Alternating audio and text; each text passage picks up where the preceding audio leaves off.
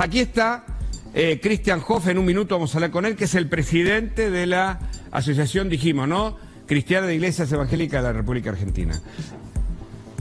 Porque él fue uno de los que firmó un contrato con el gobierno por el tema de los comedores y devolvieron más de el 35% en cada caso de los fondos, porque logró comprar alimentos para los comedores evangélicos a mucho menos valor. Lo cierto es que es importante entender que hoy las iglesias son para el gobierno parte de la batalla cultural y por fin me parece para nosotros el reconocimiento a la labor de personas que piensan más en lo espiritual que en lo material. Bienvenidos a Más Noticias Sábado.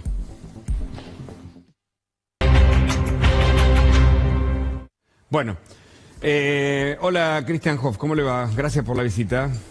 Hola, ¿qué tal? ¿Qué tal, Hugo? ¿Cómo estás? Hola. Bueno, hablábamos del presidente que ahora lo vamos a repasar, señala el acercamiento suyo al mundo evangélico, como él engloba al judeo-cristianismo en general, lo ha hecho también con el catolicismo y lo ha hecho con el mundo judío. Por razones, él señala de batalla cultural. ¿Usted cómo lo ve? ¿Por qué trazaron un acuerdo con el gobierno como presidente de ACIRE? Bueno, para nosotros el hecho de que el presidente de la Nación acuda a la inauguración de un templo evangélico después de más de un año y medio de gobierno es un hecho, digamos, que vemos con muy buenos ojos, después de que el presidente también fue a varias actividades judías y asistió en 2 ocasiones al Vaticano. Hoy tenemos cerca del 20% de la población argentina que dice profesar la fe evangélica. Esto ¿Cuánto? Casi el 20%. De la población, hubiera pensado, sí. Dicho por el CONICET, no hecho por nosotros, sino una encuesta que hizo en el 2019, siguiendo esa tendencia. Entonces, creo que, y sobre todo en el Chaco, porque el Chaco creció la población evangélica a un ritmo mucho mayor que el resto del país. Quizás por su trayectoria cultural, su digamos, idiosincrasia muy relacionada con la fe protestante, pero creció desde el 2008, esto por el CONICET, del 2008 creció del 10% al 2019 al 23%. Así que si pensamos que en Chaco hay 250.000 evangélicos, considerando una población de 1.100.000 que tiene el Chaco, no es la iglesia del Pastor Ledesma es una iglesia importante, es una iglesia que ha hecho un gran trabajo en resistencia, pero representa una parte, una porción nada más de las iglesias evangélicas en el Chaco. No sé si coincide con lo que yo mencionaba, es el resultado de esa membresía de un trabajo social. Ahora, este megatemplo para muchos puede hacer ruido, ¿no?, en el medio de un lugar de los más pobres de la Argentina, hay que decirlo también, se lo tengo que preguntar. Sí, es verdad, es como, digamos, cuando uno va a alguna de estas ciudades del norte argentino y ve tremendas catedrales, o va a algunos lugares y ve, la gente se tiene que juntar en algún lado, entonces que gente que de su propio aporte sostiene su culto, me parece que es bastante loable, así como algunos han aportado a sus catedrales o algunos han aportado a sus sinagogas. Me parece que es un hecho de respeto a la fe de la gente. Entonces, me parece que hay que por lo menos considerarlo. Esta iglesia, la iglesia que lidera el Pastor Ledesma, como te digo, es una de las tantas iglesias, es una iglesia importante, pero no es ni siquiera la única. Hay muchísimas iglesias en resistencia, te diré más de 300 en la capital. Entonces, un templo de este tamaño sí llama la atención por su tamaño, ¿verdad? Pero también es verdad que si nuclea a 30.000 personas, en algún lado las tiene que juntar, o la junta en la plaza, o la junta al aire libre en el estadio de Chaco Forever, o tiene que tener un lugar. De lo que acaba de decir el presidente, y la mirada lo estaba diciendo en una iglesia evangélica, y estaba citando a Max Weber, con mucha razón, por la concepción, ¿no? La solidaridad y el amor al prójimo, como decía acá Diego, es un concepto muy arraigado en la fe, digamos, ¿no? La ayuda al necesitado. Jesús habló del buen samaritano.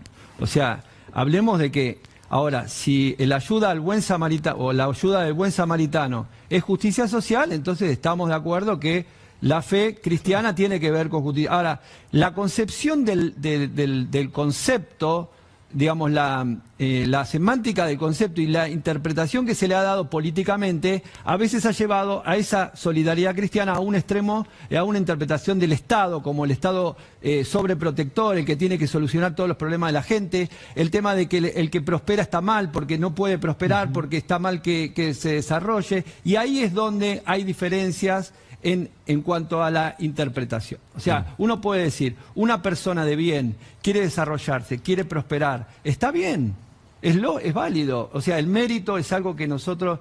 Jesús lo enseñó también la parábola de los talentos. Entonces, ¿Jesús era de izquierda o de derecha? No, Jesús no era ni de izquierda ni de derecha. Jesús estaba hablando de ser solidario, pero también justo con la persona que se esfuerza y que trabaja y que hace bien las cosas. Entonces, ahora... Expliquemos la parábola de los talentos rápido, porque es digamos, son 3 o 4 personas que reciben como una moneda, que es un talento, y Jesús vuelve al tiempo y le dice, a ver qué hizo cada uno con ese talento.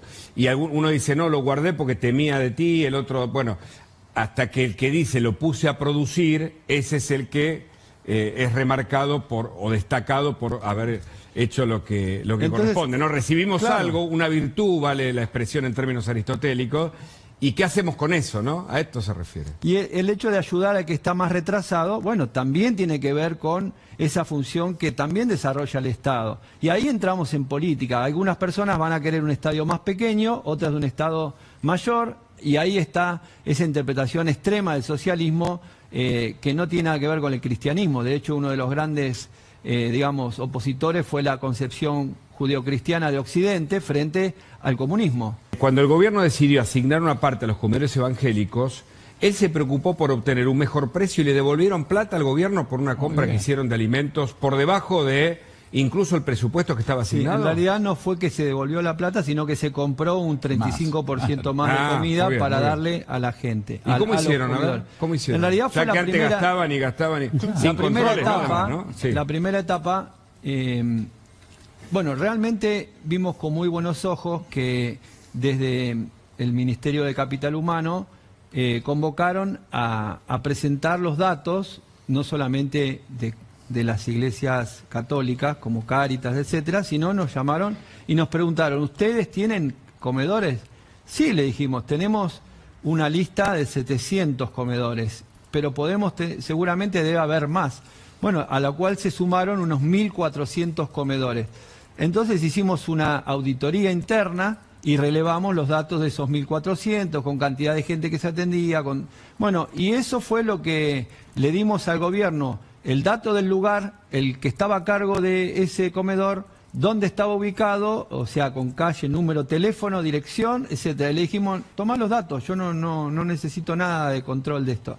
Y ahí fue que hicimos la primera parte con un programa de Naciones Unidas, valga repetirlo, que se llama PNUD, o sea, Programa de Naciones Unidas para el Desarrollo, que está Argentina en ese plan. Y eso se hizo en la primera etapa. La segunda etapa fue un plan alimentar comunidad, donde el gobierno directamente conecta a cada comedor, le da una tarjeta y renueva de acuerdo a la compra que hace, y ya una auditoría que hizo Capital Humano. Así que lo que vemos con buenos ojos es la transparencia en el sentido, acá no hay una exclusión, porque hasta ahora, lamentablemente, Hugo, te lo tengo que decir, los evangélicos no habíamos sido convocados a ser parte, o por lo menos a valorar el reconocimiento del trabajo social. Déjeme hacer esa pregunta porque me interesaba que nos cuente cómo es la relación ahora con el gobierno y cómo fue la relación de las iglesias evangélicas y de las instituciones que usted preside con los gobiernos anteriores y sobre todo con el último gobierno de Alberto Fernández y de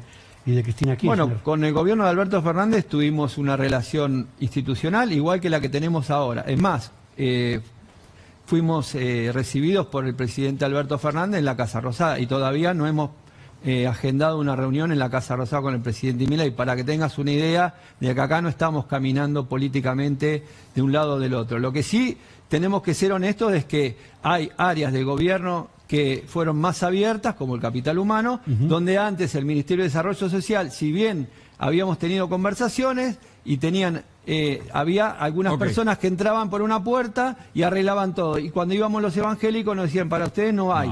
Entonces, nada, la iglesia siempre, esto es muy importante, nunca dependió del Estado, ni ahora tampoco. No, claro. Las iglesias se autosostienen y ellos mismos aportan como ese don solidario. Ahora, Porque alguno cree que ahora el gobierno sostiene los comedores evangélicos. Nada que ver. Eso fue un pequeño aporte, porque imagínate que fueron 170 millones de pesos para 1.400 comedores. ¿Cuánto puede ser eso? Nada. Pero fue un gesto muy valioso, Hugo. Muy valioso. Perfecto, Un gesto. Perfecto, perfecto. Cristian, gracias por tu visita.